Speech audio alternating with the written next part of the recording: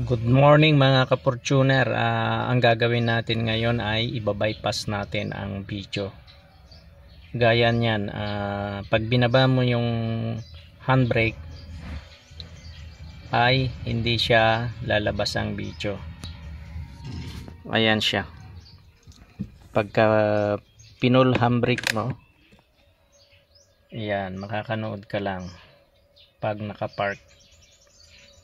Kaya ituturo ko sa inyo kung paano i-bypass ang video. O sige, tara. Ang unang gagawin ay tatanggalin ng ito. Kasi ito yung nagsisilbing lock nito. Tapos itong dalawang magkabilaan side, dito lang ang bunot sa may ilalim.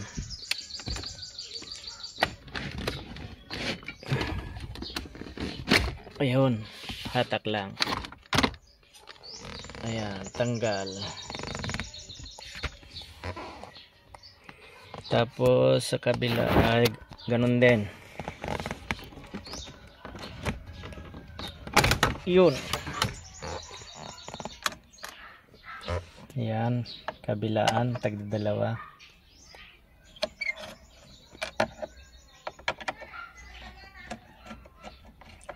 Ayan.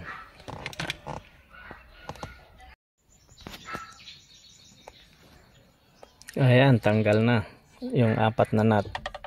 Gaganon mo na lang.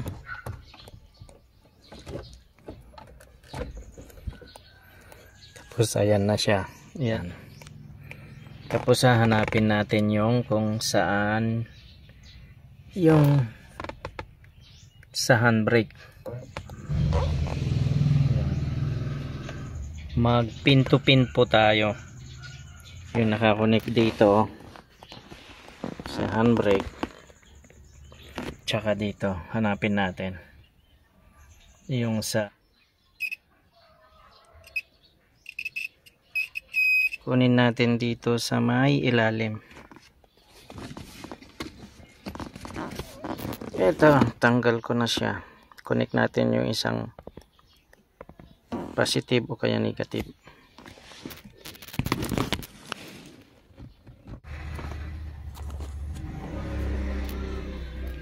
Ayan. Pipin natin dito. Pin to pin natin.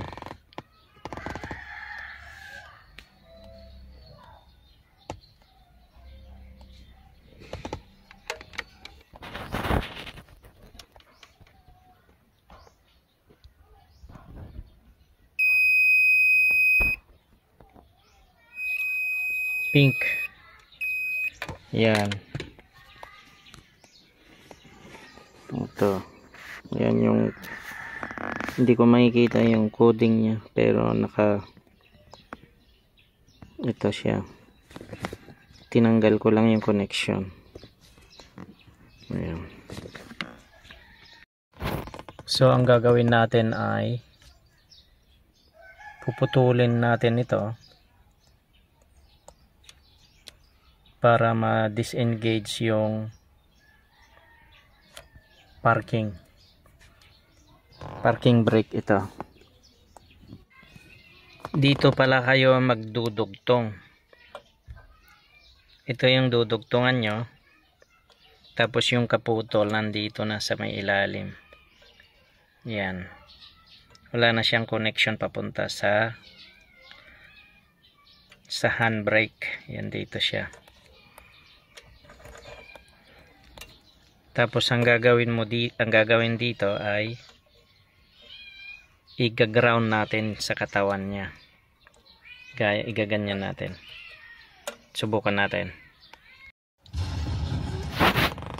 So ayan yung mangyayari. So itong pinagputulan natin doon na dinugtungan natin, i-connect lang natin sa may katawan niya. Yan. Oh. So itong wire na to ay itatap lang natin dito sa pinaka ground sa may katawan niya. Ayan siya. So ito handbrake wala na, tatakbo man at magpa-park, wala nang connection sa video. So ibalik na natin, i-mount na natin to sa katawan nya. Yan. So pwede nang manood yung pasahero. Ayos, hindi na maiinip. Okay, yan na siya. Ito ngayon naka-pull yung handbrake, kumbaga disengage. Yan, nag-disengage na tayo, ibig sabihin magmo-move na yung sasakyan. Dapat wala na siya, pero naandar pa rin, diba? Napakadali lang.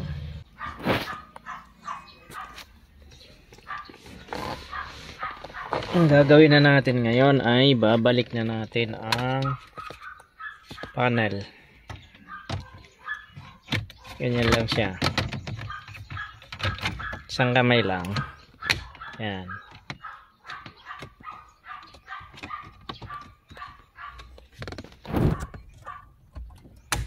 Yan. Yan.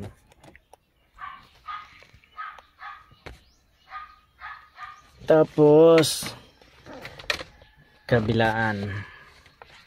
Ito. Kala nyo may mga tornilyo, wala. Ganyan lang siya. Sa kabila pala.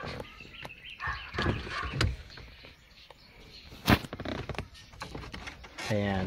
So, ilapat nyo lang na ganyan. Yan. Yan. Ganon din sa kabila. Ayan.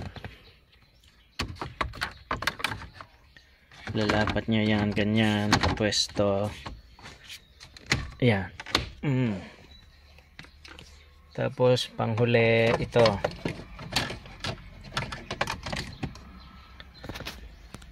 Ayan.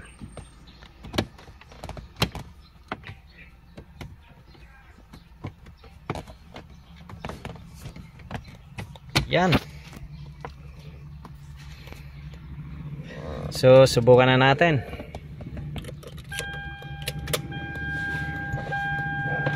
So naka handbrake.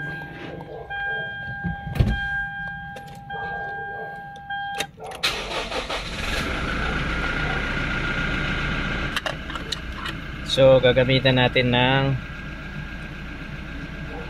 USB. Dito na lahat.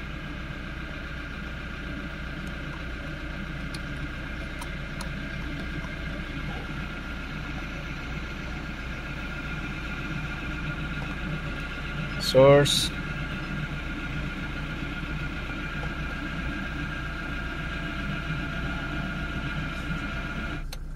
Ayan, makakanood ka na. So, ibig sabihin disengage. Ayan, naka-disengage na. Kumbaga, mag-move na yung sasakyan. Handbrake. Ayan.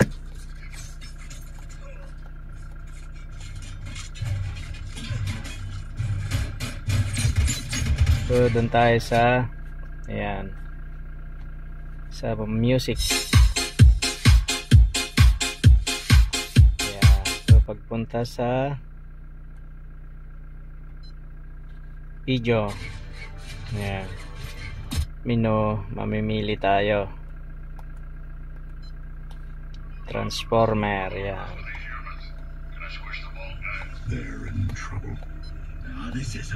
So yan lang mga ka-Fortuner, at sana may natutunan kayo sa aking munting tips sa mga Fortuner owner.